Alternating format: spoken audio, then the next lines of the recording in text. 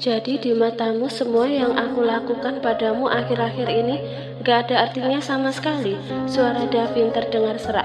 Tatapan pria itu seketika berubah penuh kekecewaan. Kamu sama sekali gak merasakan ketulusanku sedikit pun, Jingga. Jingga mengepalkan tangan. Ia segera membalikkan badan untuk menghindari tatapan Davin, lalu berpura-pura sibuk mengambil sling bag dan mengadu-adu isinya, seolah ia sedang mencari sesuatu. Sama seperti aku yang gak memahamimu, kamu juga sama sekali gak memahamiku, ujar Jingga dengan bibir bergetar. Lalu ia berbalik kembali dan menatap Davin. Dan untuk pembangunan studio itu, kumohon batalkan saja. Aku gak membutuhkannya. Lebih baik gunakan saja uangnya untuk hal lain yang lebih penting. Aku dengan uang yang aku hasilkan sendiri dari pekerjaanku sudah cukup untuk menghidupiku dengan Oliver. Mulai sekarang berhentilah memperdulikan kami. Tangan Davin terkepal hingga kepalanya bergetar. Kata-kata Jingga berhasil melukai harga dirinya. Rahang pria itu mengeras dan tatapannya berubah tajam. Jadi itu yang kamu inginkan? Bahkan suaranya terdengar dingin. Baik, lakukan saja apapun sesuka hati kamu. Sekarang aku mengerti kenapa nggak ada orang yang mendekatimu dan kamu selalu sendirian di dalam hidupmu. Dada Jingga terasa seperti ditusuk sembilu. Berulang kali mendengar ucapan Davin yang amat menyakitkan itu. Saat itu juga Davin pergi meninggalkan Jingga dan membanting pintu kamar keras-keras. Jingga tercenung, matanya terasa memanas dan dalam hitungan detik pandangannya memburam hingga lelehan air hangat jatuh ke pipi. Pertahanannya runtuh. Ia telah membuat Davin marah. Kata-kata Davin barusan membuat Jingga sadar bahwa ia selalu sendirian di dalam hidupnya karena kesalahannya sendiri. Iya, ini salahku, semuanya salahku. Aku sendirian dalam hidupku pun adalah karena salahku. Di dunia ini akulah satu-satunya orang yang selalu salah. Aku tidak pernah benar. Bahkan di hadapan diriku sendiri pun aku selalu salah. Aku sama sekali tidak berharga. Aku orang buruk dan tidak pantas hidup di dunia ini. Jingga meneteskan air mata seraya tak berhenti menyalahkan diri sendiri. Ia terisak sendirian dengan bahu bergetar. Sesekali ia memukul dada, berharap dengan begitu rasa nyeri dan sesak di dada akan hilang. Hingga 10 menit kemudian, Jingga keluar kamar setelah merapikan sisa-sisa air mata di wajah. Bagaimanapun ia harus berangkat ke studio hari ini.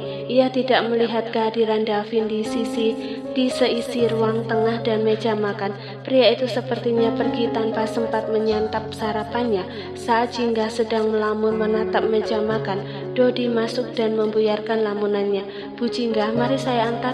Tadi sebelum pergi Pak Davin sempat berpesan pada saya buat antar Bu Jingga ke studio dan memastikan Ibu aman sampai di sana, ujar sang sopir itu dengan ramah. Jingga tercenung.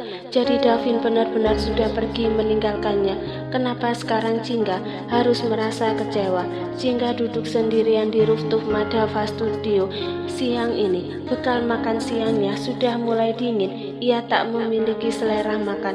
Beristirahat di tempat ini terasa jauh lebih nyaman dan aman ketimbang ia harus bertemu orang-orang di kantin.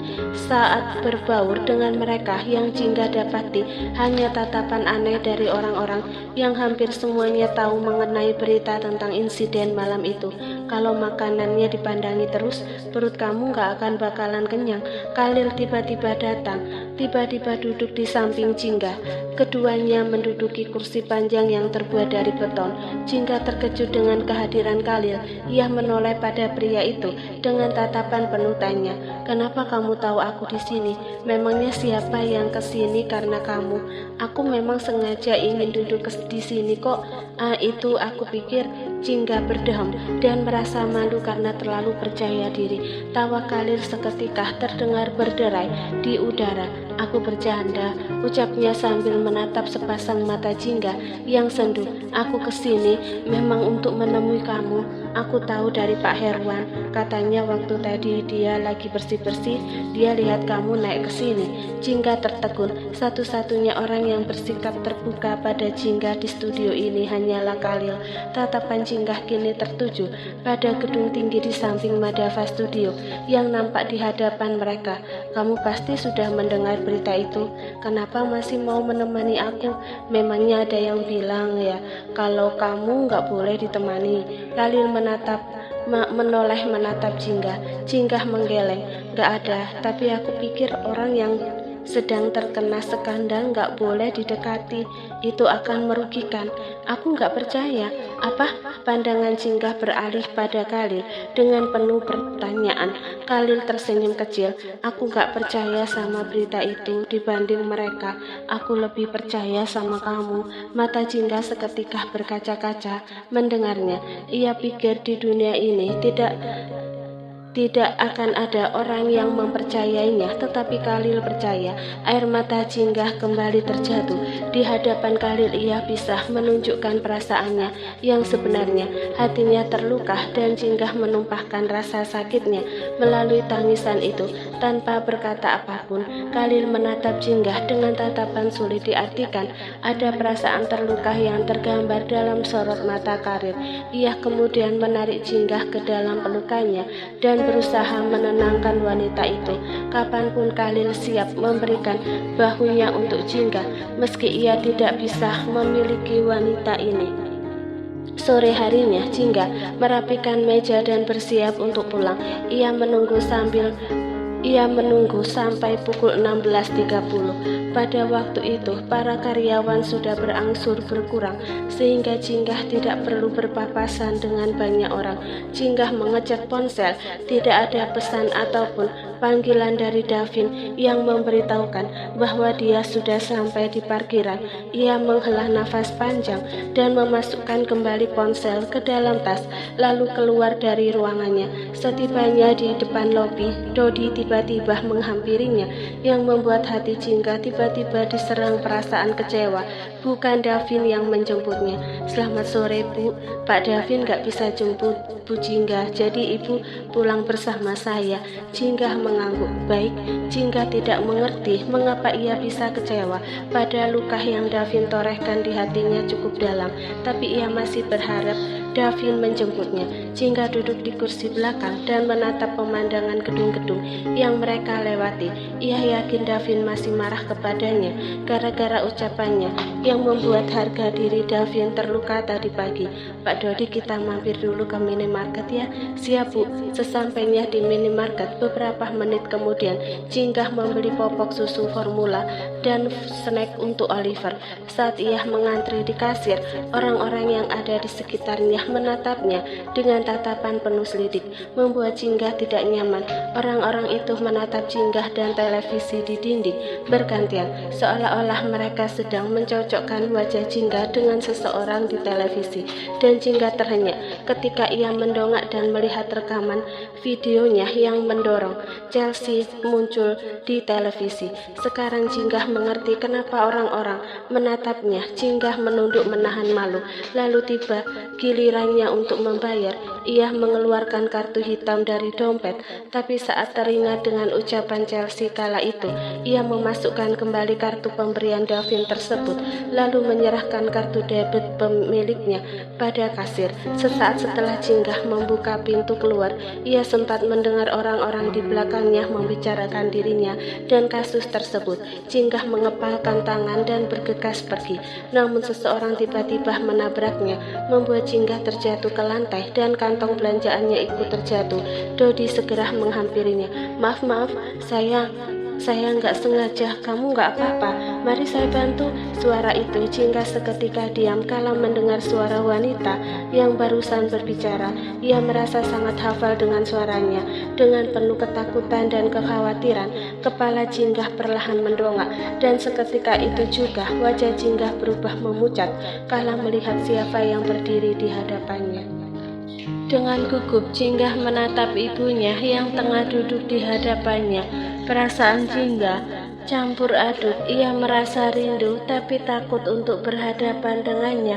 Di satu sisi Jingga senang bisa bertemu lagi dengan ibunya setelah 7 tahun, tapi di sisi lain ia merasa kecewa dan sedih atas apa yang telah dilakukan wanita itu di hadapannya. Saat ini, setelah pertemuan tak sengaja di depan minimarket beberapa menit yang lalu, Jingga dan Melati duduk berhadapan di sebuah kafe yang terletak di samping minimarket tersebut.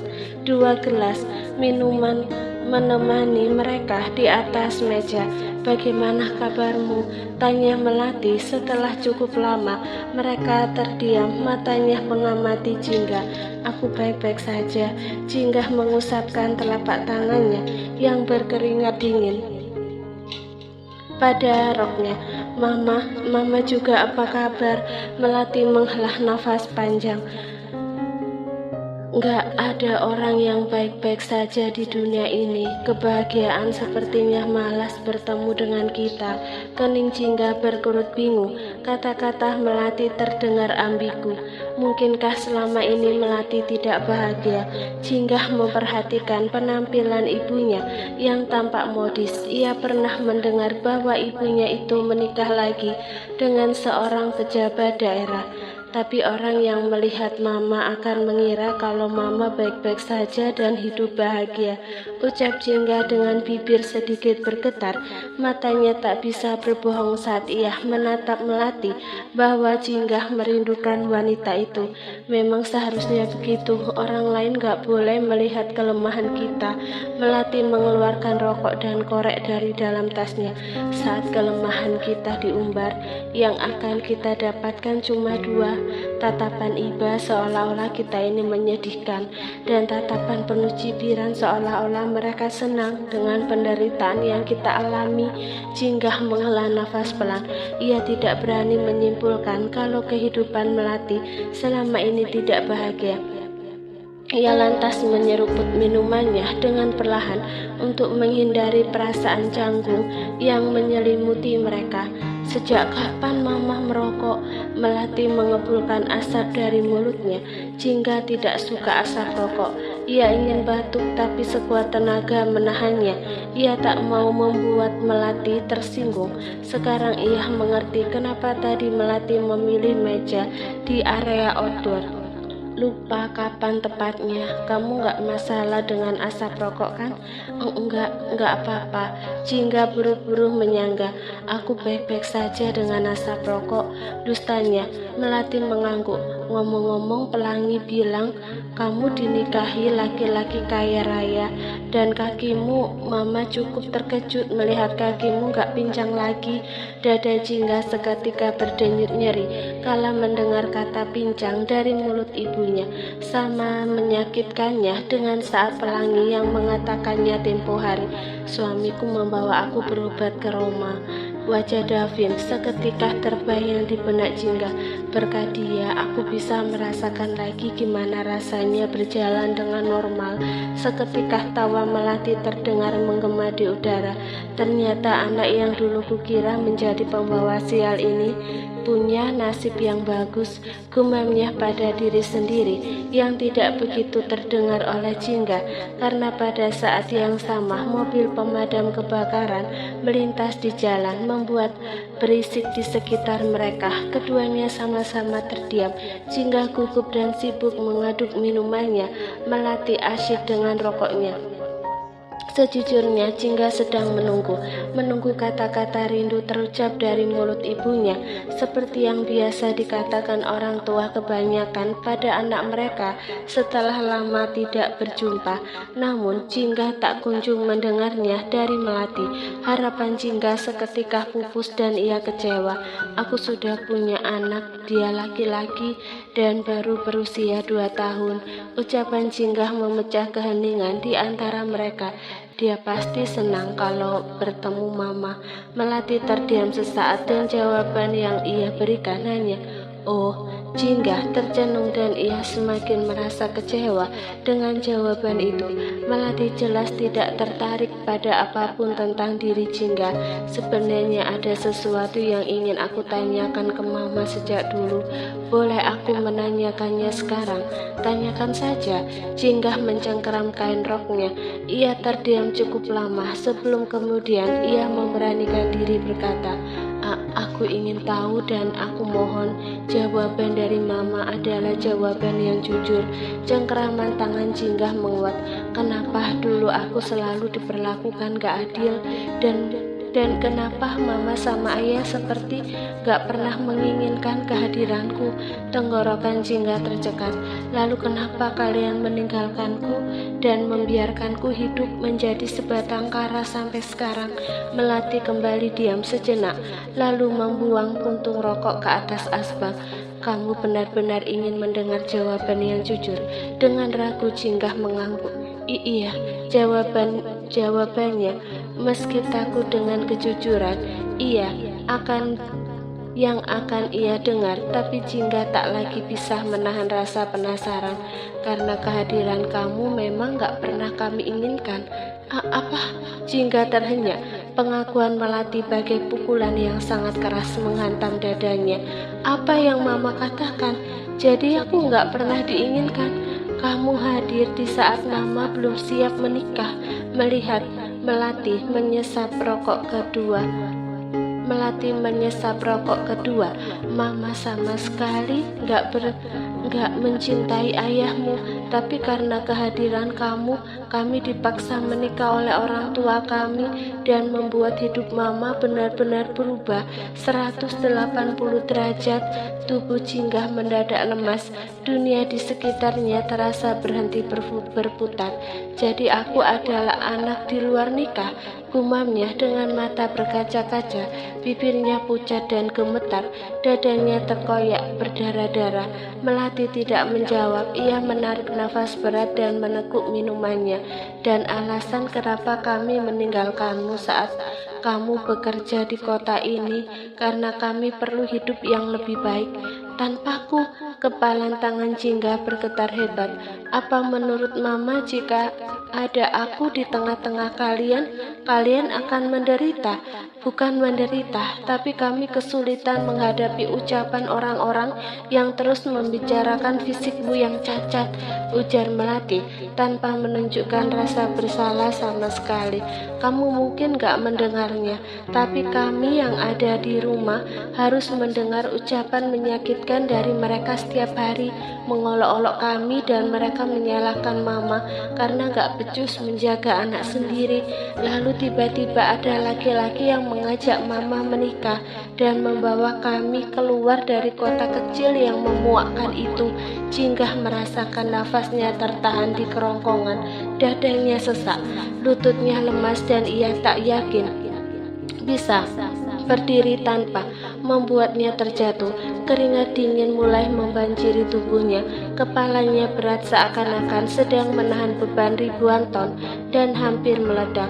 Kalau memang Mama dan Ayah gak menginginkan kehadiranku di dunia ini, ucap Jingga terbata-bata. Lalu kenapa dulu Mama gak menggugurkan aku saja?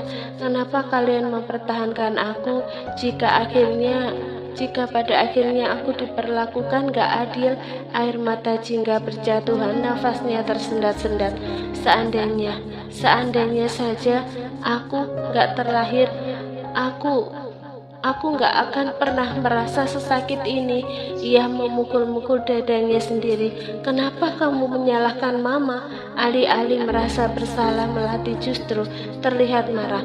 Seharusnya kami berterima kasih padaku, karena aku sudah berjuang mati-matian mempertahankan dan melahirkan kamu. Kenapa aku harus berterima kasih? Air mata Jingga semakin deras, dadanya kian sesak dan nyeri. Seorang anak gak pernah meminta untuk dilahirkan dan gak bisa memilih dari rahim siapa dia akan lahir. Begitu juga denganku. Aku sama sekali gak pernah memaksa dilahirkan oleh Mama, seru Jingga. di sela-sela isak tangisnya yang membuat Melati terdiam dan mengepalkan tangan. Jingga merasa tak tahan lagi berada di hadapan ibunya. Detik itu juga ia meraih tasnya dan berdiri, hendak pergi dari sana, namun kakinya kehilangan tenaga. Ia nyaris terjatuh, tapi seseorang tiba-tiba datang lalu menahannya, dan orang yang kini menahan sambil memeluknya itu adalah Davin. Lirik Jingga dengan bibir bergetar dan tampak pucat. Iya, ini aku. Pria itu menatap Jingga dengan tatapan lembut. Ayo kita pergi dari sini.